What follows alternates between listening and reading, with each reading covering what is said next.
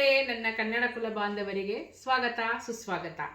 ನನ್ನ ಈ YouTube channel Varalakshmi ಚಾನೆಲ್ಗೆ ಈ ದಿನ ನಾನು ಏನು ಮಾಡ್ತಾ ಇದ್ದೀನಿ ಅಂದರೆ ಸೂಪರ್ ಆಗಿರೋವಂಥ ಒಂದು ಮಜ್ಜಿಗೆ ಉಪ್ಪಿಟ್ಟು ಮಾಡ್ತಾ ಇದ್ದೀನಿ. ಏನಪ್ಪ ಇದು ಮಜ್ಜಿಗೆ ಉಪ್ಪಿಟ್ಟು ಅಂತ ಅನ್ಕೋತಾ ಇದ್ದೀರಾ? ಬನ್ನಿ ಮಾಡೋಣ. ಹೇಗೆ ಮಾಡ್ತೀನಿ ಅಂತ ನೀವು ನೋಡ್ಕೊಳ್ಳಿ. ತುಂಬ ರುಚಿಯಾಗಿರುತ್ತೆ, ಎಲ್ಲರೂ ಮಾಡ್ಕೊಂಡು ತಿನ್ಬೋದು. ಇಲ್ಲಿಗೆ ಈ ರವೆ ಗೊತ್ತಲ್ಲ ಎಲ್ಲರಿಗೂ, ತಮಾಷೆ ಮಾಡ್ತಾ ಇದ್ದೀನಿ ಅನ್ಕೋಬೇಡ್ರಿ. ರವೆನ ಕೆಂಪಗೆ ಹುರಿದಿಟ್ಕೋಬೇಕು. ಇನ್ನೂ ನಾನು ಹುರಿತೀನಿ ಈಗ.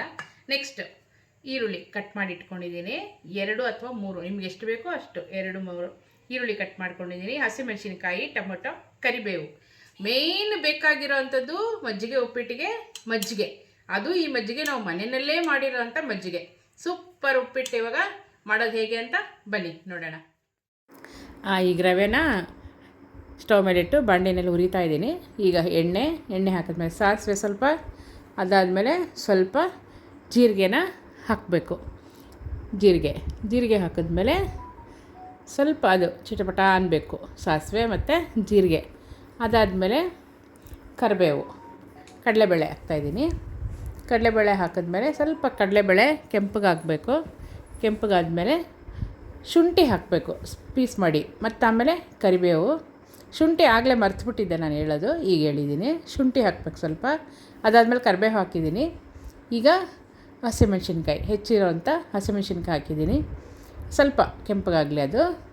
ಅದಾದಮೇಲೆ ಈರುಳ್ಳಿ, ಹೆಚ್ಚಿಟ್ಕೊಂಡಿರೋಂಥ ಈರುಳ್ಳಿನ ಹಾಕ್ತಾಯಿದ್ದೀನಿ. ಹೆಚ್ಚಿಟ್ಕೊಂಡಿರೋಂಥ ಈರುಳ್ಳಿನ ಹಾಕಿ ಸ್ವಲ್ಪ ಕೈ ಆಡಿಸ್ಬೇಕು. ಸ್ವಲ್ಪ ಕೈ ಆಡಿಸ್ಬೇಕು. ಈಗೇನಪ್ಪ ಹೇಳ್ತೀನಿ ಅಂದರೆ, ಎಲ್ಲರ ಥರನೇ ನಾವೂ ರಾಜ್ಕುಮಾರ್ ಭಕ್ತರೆ. ಈಗ ನಾನು ರಾಜ್ಕುಮಾರ್ದೊಂದು ಹಾಡು ಹೇಳ್ತೀನಿ, ಕೇಳಿಸ್ಕೊಳ್ಳಿ. ಚೆನ್ನಾಗಿದ್ದರೆ ದಯವಿಟ್ಟು ನೆಕ್ಸ್ಟ್ ಕಮೆಂಟ್ ಮಾಡಿ ನಾನು ಯಾವ ಹಾಡು ಆಡ್ಬೋದು ಅಂತೇಳಿ. ಈಗ ಸ್ವಲ್ಪ ಚಿಟಿಕೆ ಅರಿಶಿನ ಹಾಕಿದ್ದೀನಿ. ಅರಿಶಿನ ಹಾಕಿದ್ಮೇಲೆ ಸ್ವಲ್ಪ ಬಾಡಿಸ್ತಾ ಇದ್ದೀನಿ. ಒಂದು ಹಾಡು ಹೇಳ್ತೀನಿ ಈಗ. ಯಾವ ಕವಿಯು ಬರೆಯಲಾರ ಒಲವಿನಿಂದ ಕಣ್ಣೋಟದಿಂದ, ಹೃದಯದಲ್ಲಿ ನೀ ಬರೆದ ಈ ಪ್ರೇಮ ಗೀತೆಯ ಯಾವ ಕವಿಯು ಬರೆಯಲಾರ. ಈರುಳ್ಳಿ ಹಾಕಿದ್ಮೇಲೆ ಟೊಮೊಟೊ ಹಾಕಿದೆ. ಹಾಡು ಕೇಳಿದ್ಬಿಟ್ಟು ಅದನ್ನು ನೋಡ್ದಿರ ಇರಬೇಡ್ರಿ.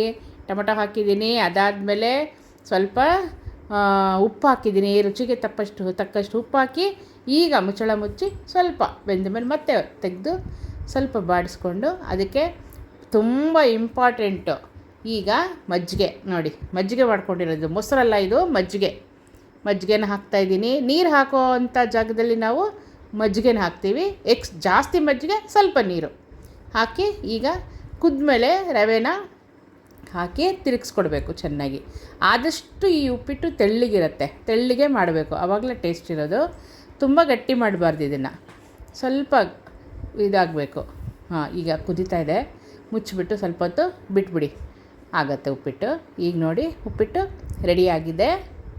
ನೋಡಿ, ಸ್ವಲ್ಪ ತಿರುಗಿಸ್ಕೊಡಿ, ಮತ್ತು ತಟ್ಟೆಗೆ ಸರ್ವ್ ಮಾಡಿ ಎಲ್ಲರಿಗೂ ಕೊಡೋದಕ್ಕೆ ರೆಡಿ ಆಗಿಬಿಟ್ಟಿದೆ ಉಪ್ಪಿಟ್ಟು. ನೋಡಿ ಹೇಗಿದೆ, ಘಮ ಘಮ ಘಮ ಘಮ ಅಂತ ಇದೆ. ಬನ್ನಿ ಸ್ನೇಹಿತರೆ, ನೋಡಿ ಮಜ್ಜಿಗೆ ಉಪ್ಪಿಟ್ಟು ರೆಡಿ ಆಗಿದೆ. ಹೇಗಿದೆ ಅಂತ ಟೇಸ್ಟ್ ಮಾಡಿ ಹೇಳ್ತೀನಿ. ಘಮ ಘಮ ಘಮ ಅಂತ ಇದೆ. ಪಕ್ಕದ ಮನೆಯವರೆಲ್ಲ ಏನು ಮಾಡ್ತಾ ಇದ್ದೀರಾ ಅಂತ ಕೇಳ್ತಾ ಇದ್ದಾರೆ. ಮಜ್ಜಿಗೆ ಉಪ್ಪಿಟ್ಟಂತ ಅವ್ರಿಗೆ ಹೇಳಿಲ್ಲ, ಅವ್ರನ್ನೂ ಸಬ್ಸ್ಕ್ರೈಬ್ ಆಗಿ ನೋಡಿ ಯೂಟ್ಯೂಬ್ನಲ್ಲಿ ಅಂತ ಹೇಳಿದ್ದೀನಿ. ಹೇಗಿದೆ ಅಂತ ಫಸ್ಟ್ ಟೇಸ್ಟ್ ಮಾಡ್ಬಿಡ್ತೀನಿ. ನನಗೆ ತಡ್ಕೊಳಕ್ಕಾಗ್ತಾ ಇಲ್ಲ. ವಾ, ಸೂಪರ್ ಅಂದರೆ ಸೂಪರ್ ಅಲ್ಲ ಸ್ನೇಹಿತರೆ. ಈಗ ನಾನು ಹೇಗೆ ಮಾಡಿದೆ ಮಜ್ಜಿಗೆ ಉಪ್ಪಿಟ್ಟು ಅಂತ, ಸೂಪರಾಗಿರುತ್ತೆ ಉಪ್ಪಿಟ್ಟು. ನೀವು ಮಾಡಿಕೊಂಡು ಟ್ರೈ ಮಾಡಿ ತಿಂದು ನೋಡಿ ಹೇಗಿರುತ್ತೆ ಅಂತ ನನಗೆ ಆಮೇಲೆ ಕಮೆಂಟಲ್ಲಿ ಉತ್ತರ ಕೊಡಿ, ಆಯಿತಾ? ಈಗ ನೀವು ಮಾಡಬೇಕಾಗಿರೋ ಮೊದಲನೇ ಕೆಲಸ ಅಂದರೆ ಸಬ್ಸ್ಕ್ರೈಬ್ ಮಾಡಿ, ಲೈಕ್ ಮಾಡಿ, ಶೇರ್ ಮಾಡಿ ಎಲ್ಲರಿಗೂ. ಮತ್ತು ನನ್ನ ಪರಿಚಯನ ನೀವೇ ಮಾಡಿಕೊಡ್ಬೇಕು. ನನಗಿಂತ ಮುಖ್ಯವಾಗಿ ನೀವೇ ನನ್ನ ಪರಿಚಯನ ಎಲ್ಲರಿಗೂ ಮಾಡಿಕೊಡ್ಬೇಕು. ಧನ್ಯವಾದಗಳು.